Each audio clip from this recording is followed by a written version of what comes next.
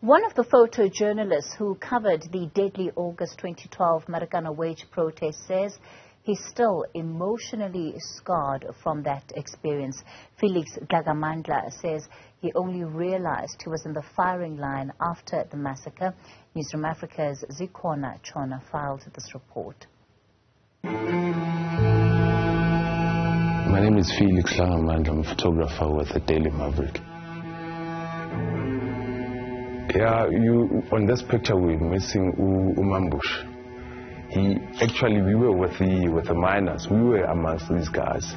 And then he was on the Nyala talking to one of the police officers inside the Nyala. I don't know what is it that they were talking about. And then we realized that some of the officers were holding rifles.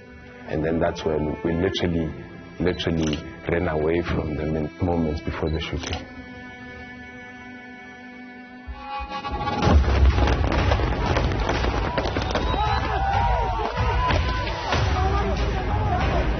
You could see some of the images that we haven't even published. It was war. Those guys were injured badly. I mean, if you can look at the autopsy reports of these guys, one guy was sitting with about 38 bullets in him. So this is one of the guys who survived it. And then this one died in hospital. He survived. Some guy, and then these are the videos. Do you want me to play one of these videos for you? We arrived on a Tuesday. I think it was 3 days before the actual fateful day. So we got there to a very tense environment because no one wanted to talk to us. So we tried to speak to a couple of guys who were going back and forth to the copy and ask them to call us, to call their leaders so that we can sort of get permission to get into the copy. Then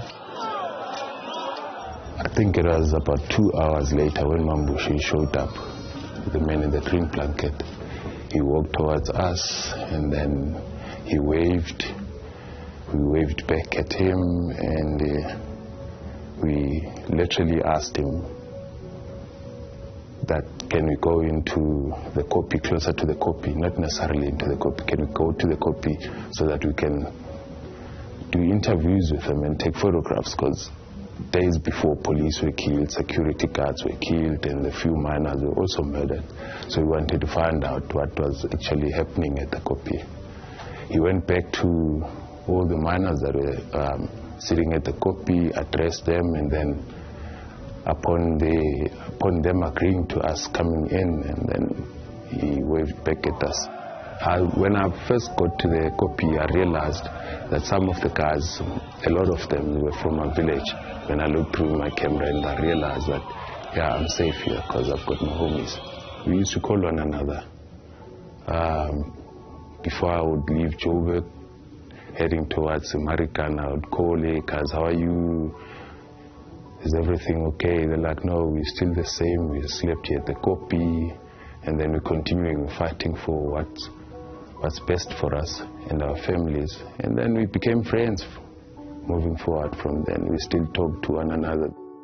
Yeah, they used to say we should eat with them. Yeah, we mustn't bring all this fancy food from town. We must eat what they were. They were also eating. They would share iskopo.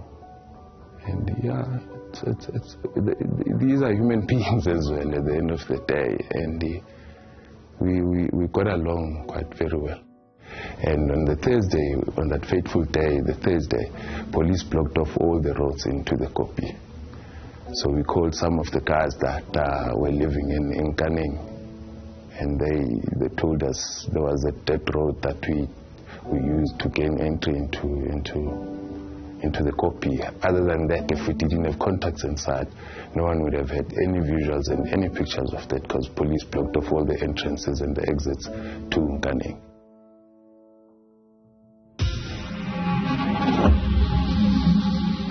Thirty seconds to a minute.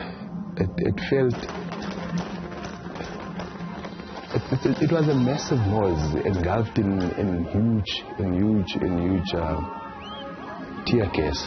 But it happened so fast, man. And you're taking images, you're just seeing people falling in front of you, and you're trying to stand up and get different angles, but you can't because the police are shouting at you, hey, sit down, hey, move. And it happened fast to an extent that I don't remember where I was in some of the images that I took, because at some point I felt that I'm suffocating from this tear gas. So I ran. But I realized that I'm missing out. I came back. Everything was just too fast. It was happening too fast. And the sound of those guns, they still sit with me now. You can hear them. I just don't believe why they shot live ammunition. When I was taking those images, I didn't realize that these people are dying. I mean, I've got pictures of people falling over one another.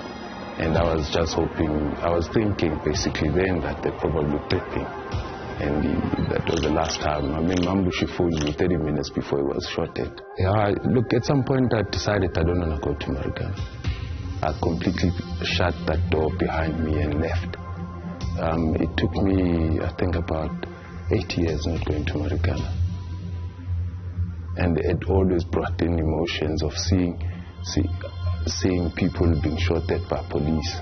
And it was sad, man. Look, the day of the shooting, when I had to drive back, I couldn't believe that so many people have been killed by police. That just didn't register, or just didn't sit perfectly in my mind that how could this happen, that so many people are shot dead by police.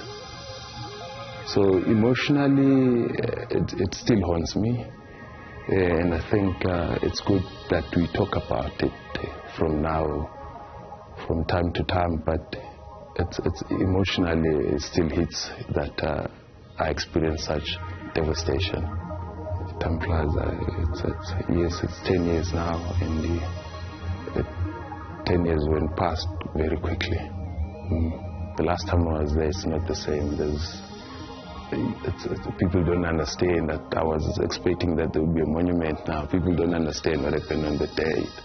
Maybe called in the off in a way, or erect a monument around Marikana, around the Cape, because I mean everyone walks through there. One of these days a developer will walk in there and erect a block of flats.